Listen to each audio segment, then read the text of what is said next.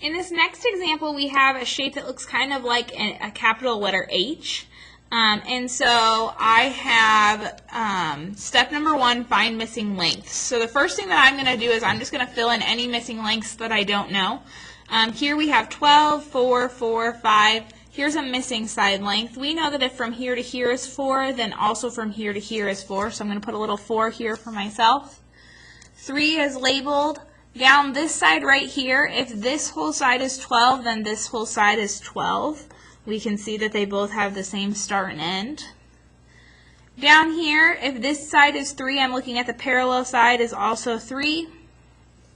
This side here, we can look at parallel sides that from here to here is 5, then from here to here is also 5. Here I'm looking again for parallel sides. There's a parallel side up here. If from here to here is 5, then the bottom one from here to here is 5 as well. I have a side length of 5.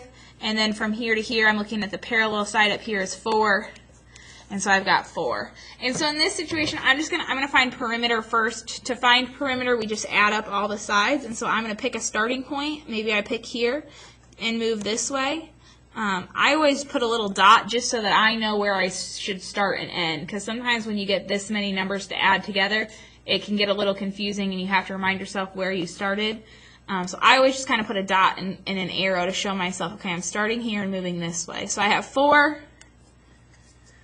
plus 4 plus 5 plus 4 plus 3 plus 12 plus 3 plus 5 plus 5 plus 5 plus 4, plus 12. Once I show all my work, then I'm going to pull out my calculator and let my calculator do the thinking for me. 4 plus 4 plus 5 plus 4 plus 3 plus 12 plus 3 plus 5 plus 5 plus 5 plus 4 plus 12 is equal to 66. And so my perimeter is equal to 66. My label here is going to be meters. Now to find area, I'm going to use my steps over here. We've already found the missing lengths. We had to do that to find the perimeter. Remember, we find perimeter by adding up all of our sides. And so we did that just a moment ago. We found the length around the outer edge. Now for area, we're going to do step number 2, divide into known shapes. In this situation, I have to divide it into more than 2 shapes. I see a rectangle here, and then I see a T shape, which I can divide again into 2 rectangles. I always divide it into the smallest number of shapes I can. In this case, I believe that's 3 rectangles is the smallest number. Now, I could continue dividing. I could divide it up into smaller little rectangles and have many of them. I could have 1, 2, 3, 4, 5, 6, 7 rectangles if I wanted. But I would prefer to keep it as small as possible. So that's what I'm going to do when I can. So find the area of each individual shape. This shape here, area of a rectangle is length times width.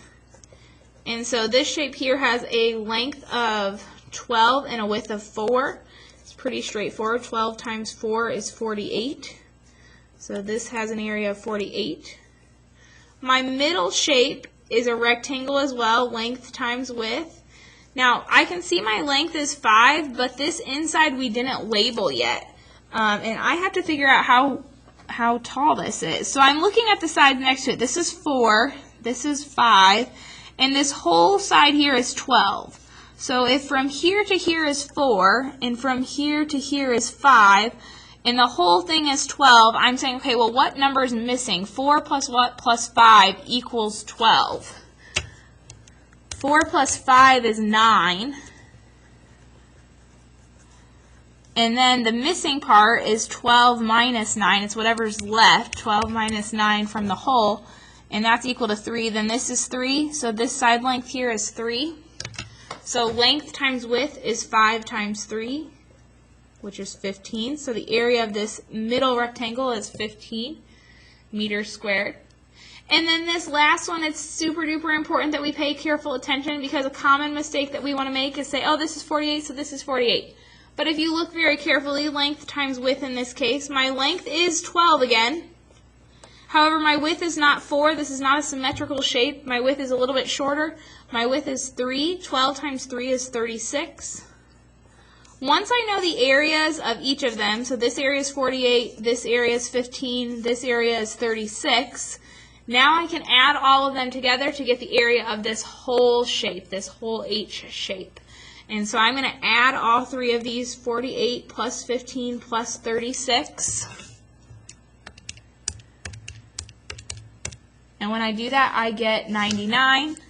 Whenever I answer these questions, I always want to label. I have 99 meters squared. Area squarea. I always square my area label when I do this. So at this point in time, I would really challenge you to try this last example on your own, see how you do. Try and find perimeter and area, and then watch the last video to see if you got them correct or not.